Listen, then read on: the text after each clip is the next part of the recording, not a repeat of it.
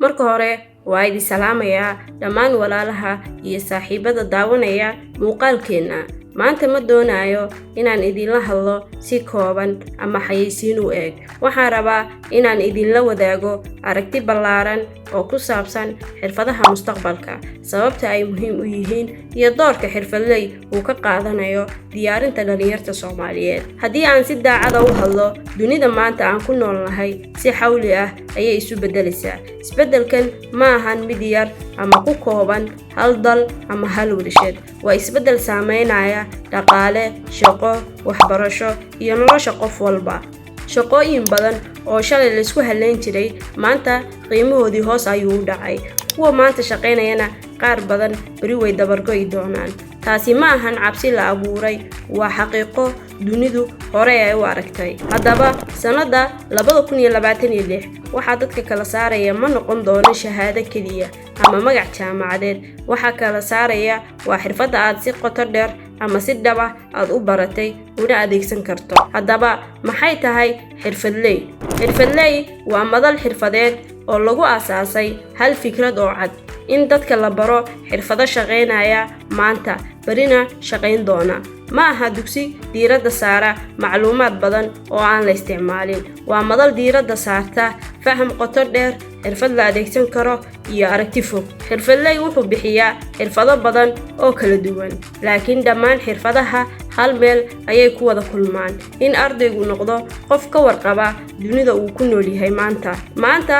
si aan sawir guud u bixiyo, waxaan rabaa inaan si faahfaahsan uga hadlo 3 xirfad oo tusaale u ah jihada xirfadley. aan ku bilowno crypto.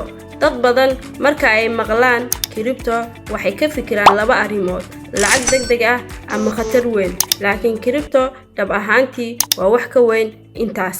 crypto waa isbeddel ku yimid nidaamka dhaqaalaha, waana hab cusub oo ah sida lacagta, xisaabta iyo hantida loo maareeyo, kana duwan bangiyada iyo nidaamyadii hore. crypto wuxuu ku salaysan yahay tiknoolajiyad la yiraahdo blockchain, taas oo keentay hufnaan, daahfurnaan iyo kalsooni cusub. haddaba qofka fahma crypto wuxuu fahmayaa sida lacagtu u shaqeyso, wuxuu fahmayaa sida halista loo maareeyo, wuxuu ka fogaanayaa khiyaanooyin badan. koorsiga crypto ee madasha xirfadley ma ahan mid qofka ku dhiirigelinaya khatar, waa mid qofka siinaya faham, taxaddar iyo aragti fog. sanada 2026 crypto ma aha doonto wax dad yar yaqaanaan, waxay noqon doontaa aqoon aasaasi ah sida internetka maanta oo kale. xirfadeena labaad waa forex trading. forex waa suuqa ugu weyn adduunka. waa meesha lacagaha dalal badan lagu kala iibsado. maalin walba lacagyo trillions ah ayaa dhex mara. laakiin forex sidoo kale waa meel ay dad badan ku khasaaraan sababo la xiriira faham la'aan iyo degdeg. madasha xirfadley forex uma arko nasiib ama ciyaar, wuxuu u arkaa xirfad si dhab ah loo barto. koorsigan forex wuxuu ardayga baraa siduu suuqa u shaqeeyo, sida qiimaha u dhaqaaqo, sida halista loo yareeyo iyo sida qorshe loo sameeyo. xirfadley ma ballan qaadayo hodantinimo degdeg ah, wuxuu ballan qaadayaa aqoon sax ah. qofka forex si faham leh u barta wuxuu helayaa xirfad uu meel walba kula shaqayn karo, iyadoo internet kaliya uu qofka u baahan yahay. xirfadda saddexaad waa artificial intelligence automation. haddii aan si toos ah u hadlo, AI ma imaan doonto mustaqbalka ee hore ayay u joogtay.